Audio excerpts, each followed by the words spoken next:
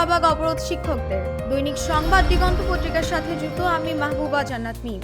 মূল বেতনের 20% হারে বাড়ি ভাড়া ভাতা সহ 3 দফা দাবিতে এবার শাহবাগ ব্লকেট করেছেন এমপিওভুক্ত শিক্ষকরা। আজ দুপুর 2টার কিছু আগে শাহবাগে জাতীয় গ্রন্থাগারের আগে ব্যারিকেড দিয়ে তাদের আটকে দেয় পুলিশ। এ সময় ব্যারিকেডের সামনেই অবস্থান নিয়ে স্লোগান দিতে থাকেন শিক্ষকরা। পরে শিক্ষকরা ব্যারিকেড ভেঙে শাহবাগ মোড়ে অবস্থান নেন। এতে শাহবাগ এলাকায় যান চলাচল বন্ধ হয়ে যায়। শাহবাগ মোড়ে এলাকার যানজটের সৃষ্টি হয়েছে। এর আগে এমপিওভুক্ত শিক্ষা জাতীয়করণ প্রত্যাশী জোটের সদস্য সচিব অধ্যক্ষ দেলোয়ার হোসেন আজিজি বলেন, শিক্ষকদের আন্দোলন সফলতার দিকে যাচ্ছে। মূল বেতনের 20% বাড়ি ভাড়া দেওয়া সহ 3 দফা দাবি থেকে এক চুলও নড়ব না।